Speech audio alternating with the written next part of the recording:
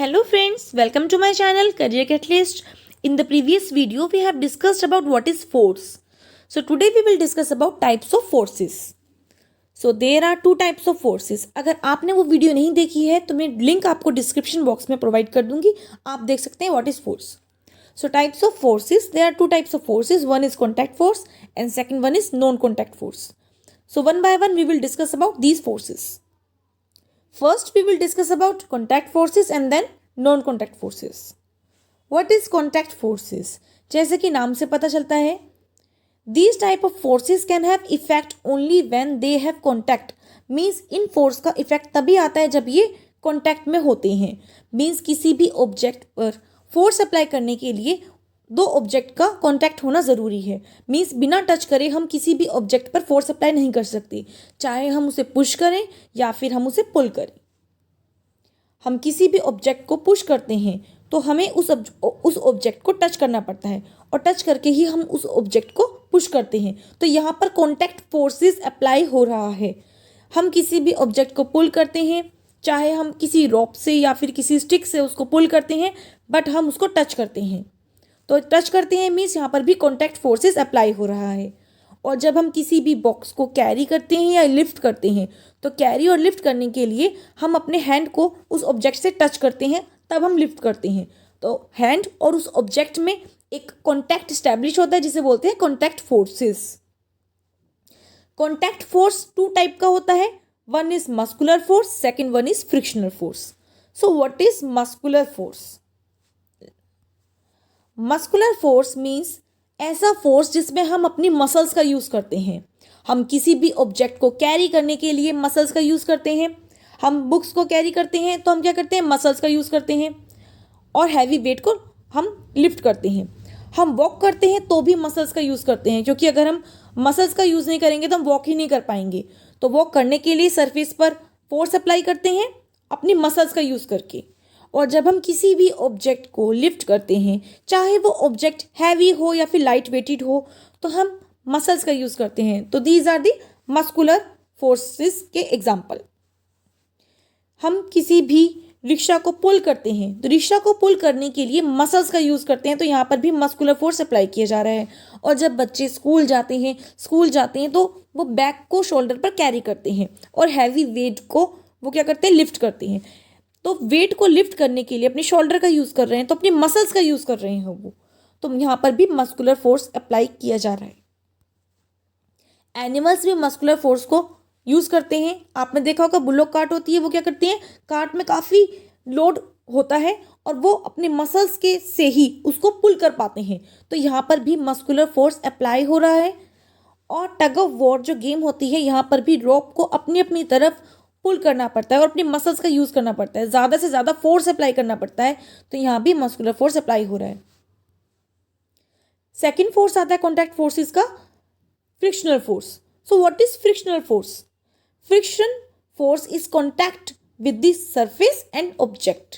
Means surface and object का contact होना. Means कोई भी बॉल है वो सरफेस के ऊपर है तो वहाँ पर भी कॉन्टैक्ट हो रहा है, मीन्स टच कर रहे हैं. बॉल सरफेस को टच करती है तो यहाँ पर भी कॉन्टैक्ट फोर्सेस है. अब यहाँ पर फ्रिक्शन फोर्स अप्लाई होता है. मीन्स जब हम किसी भी बॉल को यहाँ से पुश करेंगे तो वो फॉरवर्ड डायरेक्शन में मूव करेगी. जब वो फॉरवर्ड डायरेक्शन मूव करेगी तो उसकी ऑपोजिट डायरेक्शन में एक फोर्स अप्लाई होगा जिसे बोलते हैं फ्रिक्शन फोर्स, जो उसको रोकती है. फ्रिक्शन का मतलब होता है रोकना. यहाँ से बॉल मूव करेगी और यहाँ से फ्रिक्शन फोर्स अप्लाई होता है. आप देखते हैं हम किसी भी ब्लॉक को अपनी तरफ पुल करते हैं, फोर्स अप्लाई करते हैं. तो उसको पुल करने के लिए हम जो भी फोर्स अप्लाई करते हैं तो ब्लॉक को इस साइड मूव करना चाहिए. तो यहाँ पर ऑपोजिट डायरेक्शन में एक और फोर्स अप्लाई होगा जिसे बोलते हैं फ्रिक्शन फोर्स, जो हमने यहाँ पर अभी पढ़ा था. तो ये फ्रिक्शन फोर्स अप्लाई होता है जिसकी वजह से हमें ज़्यादा फोर्स अप्लाई करना पड़ता है, ज़्यादा उसको पुल करना पड़ेगा. और यहाँ पर ये फ्रिक्शन फोर्स होता है. ऑब्जेक्ट और सरफेस के बीच में कॉन्टैक्ट फोर्स है. आपने देखा होगा किसी भी बॉल को या किसी भी ऑब्जेक्ट को जब आप पुश करते हो तो वो थोड़ी दूर तक जाने के बाद वो रुक जाता है. ऐसा क्यों होता है? क्योंकि जिस डायरेक्शन में ऑब्जेक्ट मूव कर रहा है उसकी ऑपोजिट डायरेक्शन में कौन सा फोर्स लगेगा? फ्रिक्शन फोर्स लगेगा. और फ्रिक्शन फोर्स की वजह से ही कोई भी ऑब्जेक्ट थोड़ी दूर तक जाने के बाद वो रुक जाता है, क्योंकि यहाँ पर फ्रिक्शन फोर्स अप्लाई हो रहा है. अगर फ्रिक्शन फोर्स नहीं होता तो क्या हम वो कर पाते? नहीं, क्योंकि जिस डायरेक्शन में हम लोग मूव करते हैं उसके ऑपोजिट डायरेक्शन में फ्रिक्शन फोर्स लग रहा है, और अगर फ्रिक्शन फोर्स कम हो जाएगा तो सरफेस काफ़ी ज़्यादा स्मूथ हो जाएगा, जिसकी वजह से हम स्लिप हो सकते हैं। तो फ्रिक्शन फोर्स क्या करता है? वो रोकता है और बैलेंस बनाकर हम चल पाते हैं, जिसकी वजह से। अब आता है types of non contact forces. Non contact forces वो फोर्सेस होते हैं जो कि बिना कॉन्टैक्ट में आए ही फोर्स को अप्लाई करते हैं। मीन्स दो ऑब्जेक्ट हैं अगर, तो दो ऑब्जेक्ट में फोर्स अप्लाई नहीं होगा और वो दूर से ही एक दूसरे को अट्रैक्ट करके वो यहाँ पर फोर्स अप्लाई हो जाता है। मीन्स बिना टच करे ही फोर्स अप्लाई होना नॉन कॉन्टैक्ट फोर्स कहलाता है। ये 3 टाइप के होते हैं। First is gravitational, second is electrostatic and third one is magnetic force. First हम डिस्कस करेंगे मैग्नेटिक फोर्स के बारे में। आपने देखा होगा कोई भी मैग्नेट होती है और उसके आसपास आयरन नेल होगी या आयरन का कोई भी ऑब्जेक्ट होता है, तो वो अट्रैक्ट हो जाता है काफ़ी दूर से ही मैग्नेट की तरफ। तो इतनी दूर से अट्रैक्ट होना, यहाँ पर ये स्टार्टिंग में टच नहीं होता, दूर से ही वो अट्रैक्ट हो जाता है, तो इसे नॉन कॉन्टैक्ट फोर्स बोलते हैं। बिना टच करे ही वो दूर से यहाँ पर अट्रैक्ट हो जाता है, वो मैग्नेट से चिपक जाता है। ऐसा क्यों होता है? चलिए डिस्कस करते हैं। ये मैग्नेट होती है, मैग्नेट यहाँ से मैग्नेट की रेज जाती है और मैग्नेटिक वेव्स जो होती हैं वो आयरन वाले ऑब्जेक्ट को अट्रैक्ट कर लेती हैं अपनी तरफ। मैग्नेट में 2 पोल्स होते हैं, एक होता है नॉर्थ पोल और एक होता है साउथ पोल। सेम पोल्स का मतलब होता है कि south pole and south pole दोनों का होना, north pole and north pole दोनों का होना। आप देखेंगे जब वो ऑपोजिट पोल्स होते हैं तो वो अट्रैक्ट करते हैं। मीन्स 2 मैग्नेट अगर होती हैं और यहाँ पर पोल्स अलग अलग होते हैं तो वो अट्रैक्ट कर जाते हैं, दोनों मैग्नेट आपस में चिपक जाती हैं। बट अगर पोल्स अलग अलग होते हैं, सेम होते हैं, सॉरी, अगर पोल सेम होते हैं तो वो रिपेल करते हैं। रिपेल का मतलब वो दूर जाती हैं, दूर हट जाते हैं वो।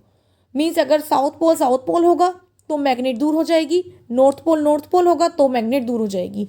तो इनको अट्रैक्ट करने के लिए दोनों पोल्स डिफरेंट होने चाहिए, एक साउथ पोल होना चाहिए और एक नॉर्थ पोल, या फिर एक नॉर्थ पोल और एक साउथ पोल।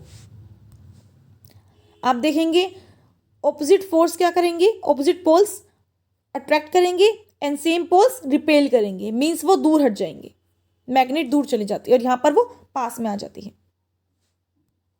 आप देख सकते हैं ये सेम पोल्स हैं, सेम पोल्स क्या कर रहे हैं? रिपेल कर रहे हैं, मीन्स दूर जा रहे हैं, ये पीछे हट की तरफ पुल हो रहा है। आप देखेंगे आयरन का कोई भी ऑब्जेक्ट होता है, यहाँ पे मैग्नेट होती है या फिर 2 मैग्नेट होंगी तो वो भी आपस में नॉन कॉन्टैक्ट फोर्सेस होता है। मीन्स दूर से ही वो कॉन्टैक्ट में आ जाती हैं। आप देखेंगे दूर से, इतने डिस्टेंस से भी यहाँ पर फोर्स अप्लाई हो रहा है और दूसरा ऑब्जेक्ट वैसे ही मूव कर रहा है जैसे कि फर्स्ट ऑब्जेक्ट मूव करता है, तो यहाँ पर ये नॉन कॉन्टैक्ट फोर्स है। आप देखेंगे मैग्नेटिक फोर्स वो फोर्स होता है iron pins attracted in the presence of a magnet bar without any physical contact. Means यहाँ पर बिना फिजिकल कॉन्टैक्ट के ही आयरन की नेल अट्रैक्ट हो जाती है मैग्नेट से, इस तरह से। तो यहाँ पर क्या है? ये नॉन कॉन्टैक्ट फोर्स है। सेकेंड फोर्स होता है नॉन कॉन्टैक्ट का इलेक्ट्रोस्टैटिक फोर्स। इलेक्ट्रोस्टैटिक फोर्स में भी सेम पोल्स रिपेल करेंगे, यहाँ पर भी रिपेल करेंगे एंड ऑपोजिट पोल्स अट्रैक्ट करेंगे। जैसे कि same poles means positive and negative and opposite poles means negative positive, ये अट्रैक्ट करेंगे और ये रिपेल करेंगे, मीन्स दूर जाएंगे। बट यहाँ पर मैग्नेट से थोड़ा सा अलग होता है क्योंकि वहाँ पर मैग्नेट का यूज़ होता है, यहाँ पर मैग्नेट का यूज़ नहीं होता। बट ये मैग्नेट की तरह ही बिहेव करते हैं। मीन्स एक चार्ज पार्टिकल्स होता है और दूसरा अनचार्ज पार्टिकल। आप घर में भी आप इसको एक्सपेरिमेंट को कर सकते हैं।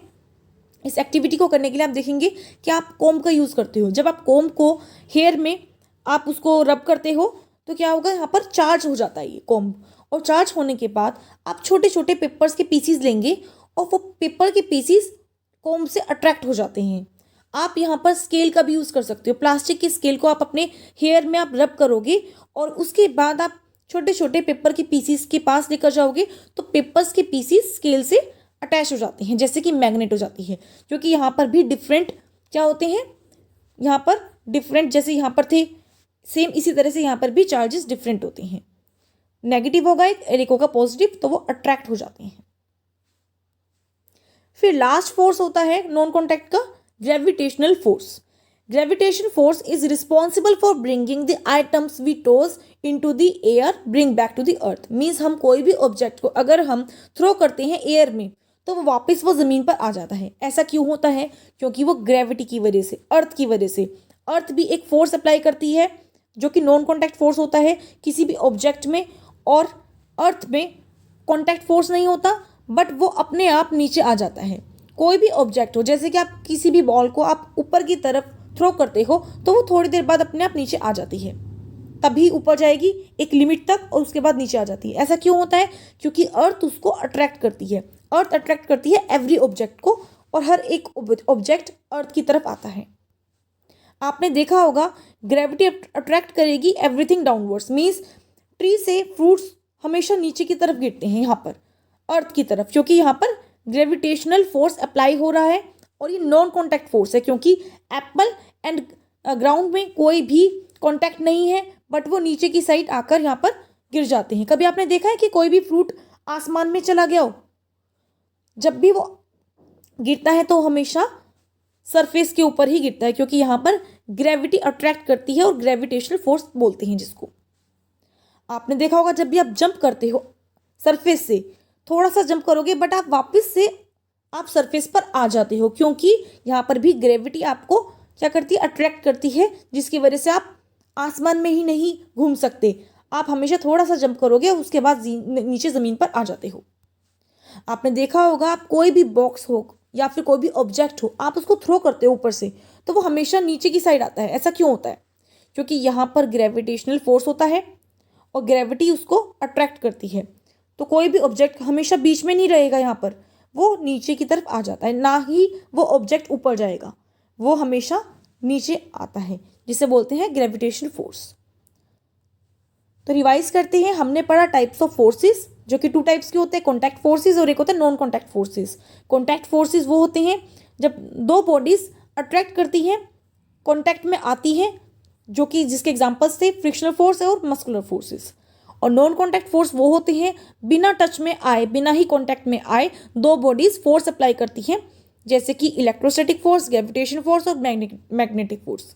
सो these are the types of forces. अगर आपको हमारी वीडियो अच्छी लगे तो प्लीज़ वीडियो को लाइक करें, शेयर करें एंड चैनल को सब्सक्राइब करें। Thanks for watching my videos.